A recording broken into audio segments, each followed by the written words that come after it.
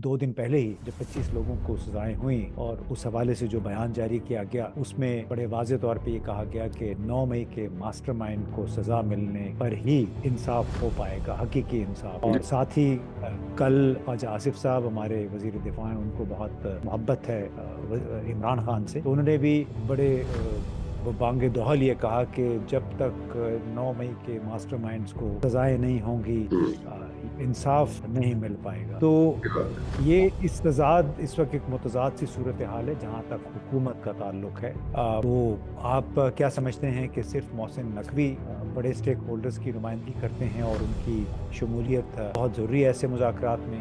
हमारे तो माशाल्लाह जितने भी ज़ीरक सियासतदान हैं इन सब ने मिल मिला के आर्मी एक्ट में और 26वीं तरमीम के हवाले से जो बढ़ चढ़ के हिस्सा लिया है, अपने हाथ से कुछ इख्तियारात दे दिए हैं, जुडिशरी या अदलिया के इख्तियारात में कमी करवाई है। ये तो बड़ा बढ़ चढ़ के इन्होंने उसमें हिस्सा लिया है। तो ये भी उतने ही नुमाइंदे हैं जितने मोहसिन नकवी हैं। यानी लोग तो 20 जनवरी का इंतजार करें, 20 जनवरी को तो बाकायदा फिर एक पॉलिसी के तहत उस वक्त चूंकि हुकूमत हल्फ उठा चुकी होगी तो हो सकता है फिर बाकायदा पॉलिसी की सूरत में कुछ बातें सामने आए और ऐसी बातें सामने आए जिसको फिर हम पाकिस्तान जैसा मुल्क सह नहीं सकता है। Watch federal post, bold and independent.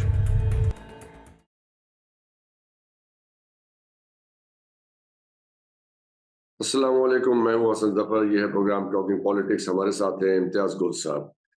Senior journalist हैं, इस्लामाबाद में एक थिंक टैंक को हेड करते हैं। बहुत बहुत शुक्रिया इम्तियाज गुल साहब आपको ज्वाइन करने का। जी शुक्रिया जी, अस्सलाम वालेकुम। वालेकुम अस्सलाम। ये जो सूरत हाल इस वक्त इस्लामाबाद में बन रही है, पीटीआई की तरफ से हामी भरी गई है मुज़ाकरात की। आज एक राउंड हुआ और उनका मुज़ाकरात जारी रहेंगे। उससे पहले पकड़ धकड़ हुई। ये आप जानते हैं कि 9 मई के केस में सजाएं हुई पीटीआई के वर्कर्स को। ऐसे माहौल में और पीटीआई ने कॉल दिया कि जी हम ये रेमिटेंसेस ना भेजें जो उनके हामी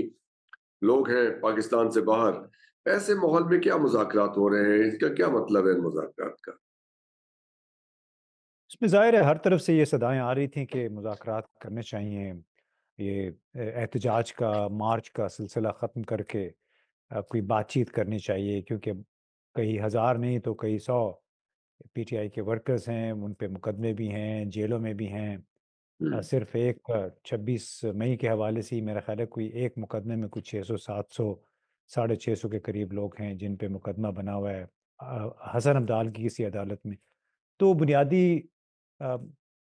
मकसद तो यही था कि मिल बैठ के इसकी कोई राह निकाली जाए, और यही मेरा ख्याल है इमरान खान ने भी कहा कि जो केसेस हैं, जो कैदी हैं इन केसों में पकड़े हुए हैं, उनको रिहा किया जाए। लेकिन मेरा ख्याल है कि बात इतनी सादा नहीं है, क्योंकि जो हुकूमत है इसने अगर मुज़ाकरात पे आमादगी ज़ाहिर की है, बज़ाहिर तो अभी फ़िलहाल हाथ हाथ मिला लिया, 2 घंटे का सेशन हो गया, लेकिन असल इनके लिए सवाल ये है कि क्या इनके पास इख्तियार है और क्या इन्होंने अपने तय मुज़ाकरात की बिसात बिछाई है। इसलिए कि 2 दिन पहले ही जब 25 लोगों को सजाएं हुई और उस हवाले से जो बयान जारी किया गया उसमें बड़े वाज़े तौर पे ये कहा गया कि 9 मई के मास्टरमाइंड को सज़ा मिलने पर ही इंसाफ हो पाएगा, हकीकी इंसाफ। और साथ ही कल ख्वाजा आसिफ साहब हमारे वजीर दिफा हैं, उनको बहुत मोहब्बत है इमरान खान से, तो उन्होंने भी बड़े वो बांगे दोहल ये कहा कि जब तक 9 मई के मास्टरमाइंड्स को सजाएं नहीं होंगी इंसाफ नहीं मिल पाएगा। तो ये इस वक्त एक मुतज़ाद सी सूरत हाल है जहाँ तक हुकूमत का ताल्लुक है।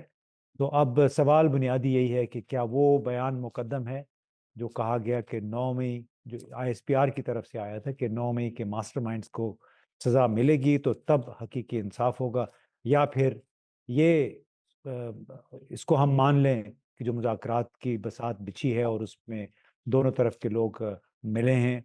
पीर के रोज़, और उसमें क्या वाकई इनके पास इख्तियार है कोई अपने तय फैसला कर सके? इख्तियार की बात आपने खूब की, इसलिए कि इस कमेटी में जो हुकूमत ने बनाई थी वज़रा की, उसमें मोहसिन नकवी साहब तो शामिल नहीं है। तो इससे हम क्या अखज़ करें कि इसमें جو اسٹیبلشمنٹ کے نمائندے ہیں اگر وہ شامل نہیں ہیں تو ان مذاکرات کی کیا حیثیت ہے؟ اس میں ایسے لوگ ہیں جو با اختیار ہیں بھی کہ نہیں ہیں، تو یہ ایک صرف ایک فوٹو سیشن ہو رہا ہے، کیا کہہ سکتے ہیں اس کو؟ اور جی پلیز. اس میں دو باتیں ہیں نا، آپ نے کہا کہ ان کے پاس اختیار ہے یا نہیں، اور دوسرے کہ محسن نقوی اس میں شامل ہیں کہ نہیں، جی نہیں ہیں ظاہر ہے اس میں۔ تو آپ کیا سمجھتے ہیں کہ صرف محسن نقوی بڑے سٹیک ہولڈرز کی نمائندگی کرتے ہیں اور ان کی شمولیت بہت ضروری ہے ایسے مذاکرات میں؟ ہمارے تو ماشاءاللہ جتنے بھی زیرک سیاستدان ہیں ان سب نے مل ملا کے آرمی ایکٹ میں اور 26ویں ترمیم کے حوالے سے جو بڑھ چڑھ کے حصہ لیا ہے، اپنے ہاتھ سے کچھ اختیارات دے دیے ہیں، جوڈیشری یا عدلیہ کے اختیارات میں کمی کروائی ہے۔ یہ تو بڑا بڑھ چڑھ کے انہوں نے اس میں حصہ لیا ہے، تو یہ بھی اتنے ہی نمائندے ہیں جتنے محسن نقوی ہیں۔ ہاں، اختیار البتہ ایک سوال ہے کہ ان کے پاس اختیار ہے یا نہیں، اور میں نے اپنی بات اسی سے شروع کی تھی کہ سوال اصل یہ ہے کہ ان کے پاس کوئی سالڈ فیصلہ کرنے کا اختیار ہے یا نہیں، یا محض یہ ایک شیڈو باکسنگ ہے، ایک فساد کھڑا کر دیا ہے کہ جی ہم مذاکرات کر رہے ہیں۔ تو دوسری طرف ہو سکتا ہے ان کو اشارہ ملا ہو کہ آپ مذاکرات کریں، کیونکہ اب یورپین یونین سے بھی آواز اٹھائی ہے، برطانوی پارلیمنٹ میں جنوری کے پہلے ہفتے میں اس پہ ایک ہیئرنگ ہونی ہے، اور اسی طرح 15-16 مارچ کو امریکی کانگریس میں پاکستان کی سیاسی صورتحال اور خاص طور پہ 26-27 نومبر کی رات جو ہوا اس کے حوالے سے باقاعدہ ایک سماعت ہو رہی ہے کانگریس کی۔ تو اس نوعیت کے پریشرز ہیں، شاید اس کی وجہ سے مقتدر حلقوں نے کہا ہو اور کہ ان پریشرز میں مذاکرات کا سلسلہ شروع۔ ان پریشرز میں 20 جنوری کی تاریخ بھی اہم ہے، جب ٹرمپ صاحب آفس اسیوم کریں گے پریزیڈنٹ کا یونائٹڈ اسٹیٹس میں، اور اس سے پہلے جو ہو رہا ہے ان کے رچرڈ گرینل جو ان کے اینوائے اسپیشل اینوائے نامزد ہوئے ہیں، ان کی طرف سے جو بیانات آ رہے ہیں سوشل میڈیا پہ، ٹویٹر پہ، اس کے حوالے وہ اس کی اہمیت بھی آپ کو لگتا ہے یہ کوئی ڈیڈ لائن مقرر اس میں ہوئی ہے؟ دیکھیں وہ تو ایک رسمی طور پہ انہوں نے حلف اٹھانا ہے 20 جنوری کو، جی لیکن رچرڈ گرینل نے جو سلسلہ شروع کیا ہے اپنے ٹویٹس کے ذریعے، اس سے صاف ظاہر ہوتا ہے کہ انہوں نے پاکستان کو بھی اپنے مشن کا حصہ بنایا ہے۔ سب کو معلوم ہوگا کہ رچرڈ گرینل خصوصی مشنز کے لیے خصوصی نمائندے ہیں۔ اب ہو سکتا ہے کہ انہوں نے اپنے ایجنڈے میں پاکستان کو بھی، پاکستان کے سیاسی حالات کو بھی خصوصی مشن کے طور پہ شامل کر لیا ہو، تو اس حوالے سے جو وہ کر سکتے ہیں میرا خیال ہے پہلے ہی کر رہے ہیں۔ بڑا واضح طور پہ آج بھی ایک اور ٹویٹ انہوں نے لکھا ہے، اور ایلون مسک یعنی ایکس کے مالک کو کہا ہے کہ آپ پاکستان کو بھی ان ممالک میں شامل کر لیں جہاں پر آپ کے سیٹلائٹ اسٹار لنک کے ذریعے لوگ کمیونیکیشن کر سکے، کیونکہ وہاں پہ بڑی پابندیاں لگی ہوئی ہیں۔ یہ کوئی معمولی بات نہیں ہے، یعنی لوگ تو 20 جنوری کا انتظار کریں، لیکن 20 جنوری کو تو باقاعدہ پھر ایک پالیسی کے تحت اس وقت چونکہ حکومت حلف اٹھا چکی ہوگی، تو ہو سکتا ہے پھر باقاعدہ پالیسی کی صورت میں کچھ باتیں سامنے آئیں، اور ایسی باتیں سامنے آئیں جس کو پھر ہم پاکستان جیسا ملک سہ نہیں سکتا ہے،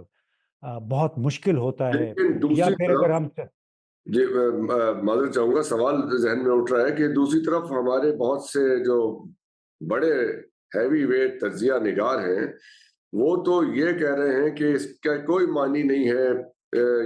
حکومت یا اسٹیبلشمنٹ اس کو خاطر میں نہیں لا رہی ہے کہ وہاں سے ٹویٹس آ رہے ہیں، اور آپ نے دیکھا ٹویٹس آئے اس کے بعد بھی 9 مئی کی سزائیں دے دی گئیں، تو ایک اسٹیبلشمنٹ کی طرف سے ایک میسج ہے کہ وی ڈونٹ کیئر، آپ کے ٹویٹس ہوتے رہے اور آپ پاکستان کو پریشرائز نہیں کر سکتے۔ اور یہ 7,000 کلومیٹر والے میزائل کے اوپر بھی جو ان کا ایک رسپانس آیا اس کو ڈسپیل کیا سب نے، اسلام آباد میں جتنے آپ کے تجزیہ نگار ہیں، کہ نہیں اٹ ڈزنٹ میٹر، وہ پاکستان کین وithstand دس پریشر، اور ان کا کہنا اہم نہیں ہے پاکستان کے لیے۔ ایسی باتیں ہو رہی ہیں۔ چلیے دیکھیں، معلوم نہیں کون سے تجزیہ نگاروں کی آپ بات کر رہے ہیں، میں نے جان کے ان نام کی نہیں لیے، جان کے نام نہیں، ان کی لوگ کو معلوم بھی ہے، لیکن میں ویسے ہی کہہ رہا ہوں کہ چھوٹے تجزیہ کار ہوں بڑے تجزیہ کار ہوں، ان کی اپنی اپنی رائے ہے، وہ ہم انہیں سننا چاہیے، ضرور ان کو سننا چاہیے، چلیں لیکن اشارہ اس کر رائے دیتا ہوں، ایک کے بارے میں تو انہوں نے انکوائر بھی کیا اپنی ایک ٹویٹ میں، جی رچرڈ وہ نجم صاحب۔ سیٹھی صاحب کی بات کر جی رہے ہیں، جی اور اس میں بلا شبہ نجم صاحب نے یہ باتیں کی ہیں، وہ تو ٹویٹر پہ بھی ان کا وہ چل رہا تھا، تو انہوں نے تو یہ بھی کہا کہ اس کو باقاعدہ پیسے ملے ہوئے ہیں، ایک پیڈ کیمپین ہے، تو ان کو شاید یہ یاد نہیں رہا کہ انہوں نے ان کے جتنے بھی پروگرام ہوتے رہے ہیں جیو پہ یا آج کل وہ جو کر رہے ہیں، کافی سارا تو وہ امریکن یو ایس ایڈ کے پیسوں سے ایک media abroad American media abroad company ہوتی تھی، جی تو اس نے 2010-11 میں باقاعدہ چند میڈیا آؤٹ لیٹس کے لیے پیسے بھی دیے تھے، کئی ملین ڈالر ان کے لیے اسٹوڈیوز بھی بنوائے تھے، واشنگٹن میں بھی اسٹوڈیوز بنوائے تھے، اور اسلام آباد یا لاہور میں بھی بنوائے تھے تاکہ یہ اپنے پروگرام کر سکیں۔ تو ان کو یہ میرا خیال ہے تھوڑا سا سوچنا چاہیے تھا کہ پیسہ بلا شبہ ضروری ہوتا ہے، کمیونیکیشن میں پیسہ خرچ ہوتا ہے، لیکن امریکی حکومت کے ایک اتنے بڑے عہدیدار کے اوپر اس نوعیت کا الزام لگانا بغیر کسی ثبوت کے میں نہیں سمجھتا کہ مناسب بات تھی۔ ان کے پروگراموں کے حوالے سے تو ثبوت انہوں نے پہلے ہی ٹویٹر پہ ڈال بھی دی تھے، جو کہ جیو نیوز کے جو پروگرام ہوا کرتے تھے 2010-11-12 میں۔ سو چاہے نجم صاحب ہیں یا دوسرے لوگ ہیں، ان کو یہ سوچنا پڑے گا کہ پیسے کی مدد سے آپ کسی سے ٹویٹ نہیں کروا سکتے۔ یہاں تو چونکہ ٹویٹس کے بھی پیسے ملتے ہیں نا، آپ کو یہ بھی پتا ہوگا کہ جی بڑے بڑے صحافی ہیں جو باقاعدہ پیسے لیتے ہیں اپنے ٹویٹ کے حساب سے، ایک ٹویٹ کرتے ہیں کوئی ہزاروں میں یا لاکھوں میں ان کو پیسے مل جاتے ہیں، کیونکہ ان کا یہ خیال ہوتا ہے کہ اس طرح وہ ایک بیانیہ بنا لیں گے۔ لیکن بہرحال دنیا میں ایسے بھی لوگ ہیں جو پیسے لیے بغیر اپنی کنوکشن کے تحت، ایک اصول کے تحت، اخلاقی اصول، آئینی تقاضے کے تحت وہ ٹویٹ کرتے ہیں، اور اب دیکھنا ہے کہ 20 جنوری سے پہلے پہلے کیا 20 ہوتا ہے۔ جنوری سے پہلے تو دیکھیے کیا ہوتا ہے، لیکن آپ نے بہت اچھا ایک اشارہ کیا اپنی اسٹیٹمنٹ میں کہ ان کی کنوکشن کیا ہے، کیا یہ جو پی ٹی آئی کی لابی وہاں پہ کام کر رہی تھی یو ایس اے میں، کیا انہوں نے کنونس کر لیا ہے اس حد تک ان کمنگ ایڈمنسٹریشن کو اپنے بیانیے کے اوپر، اپنے پوائنٹ آف ویو کے اوپر کہ یہ رچرڈ گرینل ہیں یا کوئی اور عہدیدار ہیں وہ ایسے بیانات دے رہے ہیں، یا یہ ان کی اپنی کوئی کنوکشن ہے؟ کیونکہ کہا تو یہ جاتا ہے کہ یو ایس اے اپنے مفاد کو ہی لے کے آگے چلتا ہے، تو ان کو اس میں اپنا کیا مفاد نظر آتا ہے اس قسم کے ٹویٹ کرنے میں؟ دیکھیے مفاد کی بات تو دور کی بات ہے، مسئلہ یہ ہے کہ رچرڈ گرنیل جیسا بندہ اگر کنونس نہیں ہوگا تو وہ اپنا نام کیوں استعمال کرے گا، ہم، قطع نظر اس کے کہ اس کو پی ٹی آئی والوں نے بریف کیا ہے یا نہیں کیا ہے۔ ہم، یعنی ایک ایسی صورتحال ہے جس کے بارے میں یورپین یونین کا بھی بیان آ گیا، جس کے بارے میں برطانوی پارلیمنٹ میں بھی ابھی شور اٹھنے والا ہے، جس کے بارے میں کانگریس میں بھی باقاعدہ سماعت ہونی ہے، اور جس کے بارے میں human rights watch, Amnesty international نے بڑے بیانات دیے ہیں۔ اس صورتحال کو سامنے رکھتے ہوئے اگر رچرڈ گرینل بیانات دے رہے ہیں اور اس کو یہ کہا جائے کہ اس کی کوئی حیثیت نہیں ہے، تو ہم، پھر ان پہ اللہ رحم کرے۔ اور باقی جہاں تک پی ٹی آئی کی بات ہے، اگر پی ٹی آئی دیکھیں نا، بات یہ ہے کہ امریکہ تو ایسا ادارہ ہے، ایسا ملک ہے جہاں پہ ہر کام لابینگ پہ ہوتا ہے۔ جی سو اگر یہ واقعی سمجھتے ہیں کہ حالات ایسے ہیں کہ جس میں یہ لابینگ ان کے کام آ سکتی ہے، تو پی ایم ایل این پی بھی وہاں پہ لابیسٹ ہائر کر سکتی ہے، وہ بھی رچرڈ گرینل کو کہہ دے کہ یہ حالات ہے، اس کے بارے میں پیپلز آپ پارٹی نے ٹویٹ تو کرتے پہلے ہیں۔ کیے بھی تھے کوششیں تو نہیں انہوں نہیں، نے کی تھی۔ جی وہ میں ایک الگ بات کر رہا ہوں، جی میں تو موجودہ حالات کی بات کر رہا ہوں کہ جی اگر یہ سمجھتے ہیں کہ پی ٹی آئی نے کوئی غلط کام کیا ہے، کوئی غیر اخلاقی ہے یا غیر قانونی کام ہے اور رچرڈ گرینل کو پھنسایا ہے، ہم، تو پھر یہ بھی وہ کر دیں لابینگ کے لیے، اس کی خدمات یا وہ فرم اس فرم کے خدمات حاصل کر لیں جس کی خدمات ایپری انسٹیٹیوٹ نے، ہماری فوج نے ایپری انسٹیٹیوٹ کے ذریعے حاصل کی۔ وہ ہے ٹیم ایگل کنسلٹنٹس ہے، جس ہم، کو کوئی 15 لاکھ ڈالر ایک ہم نے باقاعدہ ایک کانٹریکٹ کیا ان سے، تاکہ پاکستان اور امریکہ کے درمیان تعلقات کو بہتر بنایا جا سکے۔ ہم، اب بدقسمتی اس کانٹریکٹ کی یہ ہوئی کہ وہ کانٹریکٹ امریکی انتخابات کے نتائج آنے سے پہلے کیا گیا۔ تو ان کو اس وقت اندازہ غالباً نہیں ہوگا کہ ٹرمپ دوبارہ جیت جائے گا، اور جب ٹرمپ دوبارہ جب جیت گیا ہے تو اس کا پہلا پالیسی بیان ہی یہ بڑی دلچسپ سی بات تھی۔ اب کوئی مانے نہ مانے، اب یہ کوئی کہے گا کہ شاید یہ بھی پی ٹی آئی والوں نے اس کو بریف کیا ہے۔ آپ اس کا پہلا پالیسی بیان پڑھیں، اس میں انہوں نے کہا ہے کہ ہم امریکہ میں رول آف لاء کو بحال کریں گے، ہم امریکہ میں امریکی شہریوں کی زندگیوں کا تحفظ کریں گے۔ ساتھ میں انہوں نے یہ بھی کہا کہ جو ڈپارٹمنٹ آف جسٹس ہے، محکمہ انصاف، وہ محکمہ بے انصافی بن چکا ہے۔ اور ساتھ میں یہ بھی کہا کہ ان لوگوں نے، ایف بی آئی نے اور جسٹس ڈپارٹمنٹ نے مل کے کئی لوگوں کی زندگی اس طرح تباہ کی ہے کہ ان میں سے کئی جو ہیں وہ اب دوبارہ نارمل زندگی نہیں گزار سکیں گے۔ تو وہ جب میں پڑھ رہا تھا تو مجھے ایسے لگا کہ شاید یہ پاکستان کی بات کا، اگر اس میں سے آپ امریکہ کا ریفرنس نکال دیتے تو وہ لگتا ہے کہ وہ پاکستان کی بات کر رہے ہیں۔ تو اب دیکھنا یہ ہے کہ آیا وہ جو پہلا پالیسی بیان ہے ڈونلڈ ٹرمپ کا، وہ کس حد تک ریفلیکٹ ہوتا ہے ان کی پالیسی میں، کس حد تک رچرڈ گرینل جاتے ہیں، کس حد تک ان کے باقاعدہ پالیسی کی صورت میں پاکستان کے حوالے سے کچھ بات سامنے آتی ہے۔ ہو سکتا ہے ہماری خوش فہمی ہو، لیکن اگر آپ حالات کو دیکھیں، ڈونلڈ ٹرمپ کے بیانات کو، ڈیپ اسٹیٹ کے خلاف، انٹیلیجنس ایجنسیز کے خلاف جو انہوں نے باتیں کی ہیں، تو اس سے یہ امید ہو چلیے کہ ان کا جو بہت زیادہ فوکس نہ صرف امریکہ میں بلکہ دوسرے ملکوں میں بھی اس بات پہ ہوگا کہ حقوق انسانی کا احترام کروایا جائے، جمہوری حقوق بحال کروائے جائیں، اور جو اسٹیبلشمنٹ یا انٹیلیجنس ادارے ہیں ان کی جو غیر ضروری غیر قانونی کارروائیاں ان پہ تھوڑی سی قدغن لگائی جائے۔ یہ باتیں بھی سننے میں آ رہی ہیں کہ پاکستان نے روس اور بیلاروس کے تھرو، ان کے جب پریزیڈنٹ آئے تھے پچھلے مہینے، ان کے تھرو کوئی ایسی پاکستان کی ان سے کوئی قربت ہو گئی ہے جس کی بنا پہ پاکستان خاطر میں نہیں لا رہا ہے ان بیانات کو، یعنی اپنی کوئی ڈائریکشن یکسر چینج کر رہے ہیں یہ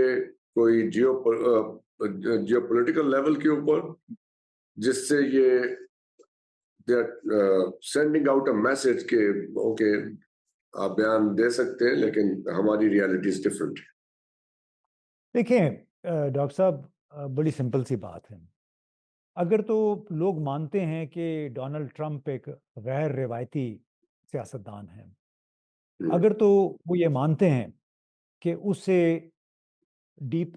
اسٹیبلشمنٹ سے، انٹیلیجنس ایجنسی سے اور پینٹاگون سے بڑی شکایت ہے اور ان کی وہ اصلاح کرنا چاہتا ہے، اور اگر تو وہ یہ مانتے ہیں کہ وہ امریکہ کو بیرونی جنگوں میں پھنسانے کی بجائے امریکہ کے اندرونی معاملات پہ زیادہ توجہ دینا چاہتا ہے، تو پھر ہمیں اس بات کے لیے تیار رہنا پڑے گا کہ چاہے یوکرین کی جنگ ہے، چاہے شام پہ اور غزہ پہ اسرائیلی بمباری ہے، یا کسی اور ملک میں، پاکستان جیسے ملک میں سیاسی آزادیوں پہ اگر قدغن لگی ہوئی ہے، تو اس کی توجہ پھر ادھر ضرور آئے گی، کیونکہ بنیادی طور پہ ٹرمپ نے جو وعدہ کیا ہے کہ جیو پولیٹیکل یعنی سیاسی مصلحتوں کے تحت جتنی بھی بیرونی ممالک میں امریکہ نے انٹرونشنز کی ہیں یا جو ایڈونچر کیے ہوئے ہیں، ہم اس کو ختم کریں گے۔ سو undoing the consequences of all geopolitical interventions۔ وہ جب یہ کہتے ہیں تو اس میں لا محالہ پاکستان بھی آئے گا۔ پاکستان پہ وہ کس انداز میں اثر انداز ہوگا وہ نہیں معلوم، لیکن یہ بات ہمیں ضرور ذہن میں رکھنی چاہیے کہ بھلے یہاں کا قبلہ تبدیل ہو جائے، دوبارہ چین کی طرف یا روس کی طرف کر لیں، لیکن بدقسمتی سے پاکستان کی ساکھ بڑی خراب ہو گئی ہے۔ پاکستان کی جو حکمران اشرافیہ ہے اس نے اپنی قدر، اپنا اعتبار کھو دیا ہوا ہے۔ اب یہ جو مرضی کر لیں، دوسرے روس یا چین بھی بڑے پھونک پھونک کے قدم بڑھائے گا، اور سب سے بڑھ کے ہمیں تو یہ بھی بتایا گیا کہ اللہ جانے کس حد تک صحیح ہے کہ امریکہ اور کینیڈا میں پاکستان کی اشرافیہ کی جتنے بھی فیملیز ہیں، ان کے اثاثے ہیں، پراپرٹیز ہیں، ان کے حوالے سے اور ان تمام لوگوں کے حوالے سے جو کہ گزشتہ 2-3 سال سے برسر اقتدار رہے ہیں، ان پہ سفری پابندیاں، ان کے اثاثوں پہ پابندیاں یا ان کے اثاثوں کی چھان بین کے حوالے سے بھی وہاں پہ کام ہو رہا ہے، اور وہ کس حد تک ڈونلڈ ٹرمپ کی پالیسی کا حصہ بنتا ہے یہ ابھی نہیں معلوم، اور نہ ہی ہمیں اس بات کی کنفرمیشن ہے۔ لیکن یہ ایک بات بتا دوں کہ امریکہ نے ستمبر 2023 میں उन तमाम बांग्लादेश के इलेक्शन कमीशन समेत उन तमाम लोगों पे पाबंदियां लगाई थी। बाकायदा एक बयान था स्टेट डिपार्टमेंट का जिसमें उन्होंने कहा कि इलेक्शन कमीशन के अलावा लॉ इन्फोर्समेंट एजेंसीज और दूसरी हुकूमत के दूसरे इदारों समेत उन तमाम लोगों पे हम पाबंदियां लगाएंगे जो जो कि बांग्लादेश में जमहूरी हुकूक या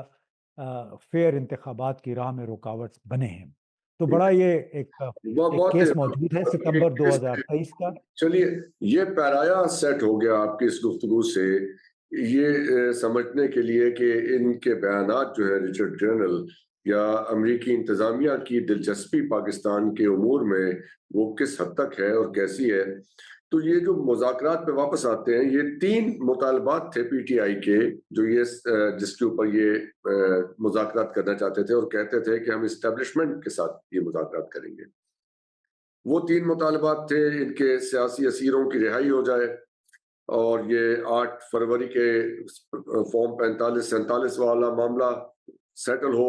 बुनियादी तौर पे 3 बड़े मुतालबे थे ना जी कि सबसे पहले ये है कि जितने कैदी हैं उनको रिहा किया जाए। जी दूसरा बड़ा मुतालबा ये था कि जितने भी केसेस बनाए गए हैं, ये जो जी जाली केसेस बने हुए हैं, ये वापस किए जाएं। और जी तीसरा मुतालबा था मैंडेट की वापसी, मैंडेट की। तो मैंडेट की उन पे तो करेक्शन। डिस्कशन नहीं हो रही, उन पे तो ये डिस्कशन हमें नहीं मालूम, तो हमें उसके भी अगर इसके ऊपर तो डिस्कशन नहीं होगी अब ये देखें। तासुर पैदा किया जा रहा है ना कि वो अपने इन मुतालबात से पीछे हट गए हैं या उनसे दस्तबरदार हो गए हैं। तो अब ये किस बात पे मुज़ाकरात हो रहे हैं, हमें तो ये भी नहीं पता। सो इनकी क्या हैसियत है, क्या नहीं नहीं है। नहीं, वो थिंक हमें we should not jump to the conclusion. अभी तो आज सिर्फ 2 घंटे की नशिस्त हुई है हम्म और इसके से पहले ही ये असल में मैंने जैसे पहले ख्वाजा आसिफ की बात की कि एक तरफ आपने हाथ में डंडा लिया हुआ है हम्म कि आप लोग खराब हैं, आप इंतशारी हैं, आपको ज़रूर सज़ा मिलनी चाहिए, और दूसरी तरफ उनके साथी कहें कि हम मुज़ाकरात करना चाहते हैं। तो हम्म साथ ही ये भी कि एक तरफ वो कह रहे हैं कि हम मुज़ाकरात कर रहे हैं, लेकिन उसके साथ साथ फिर ये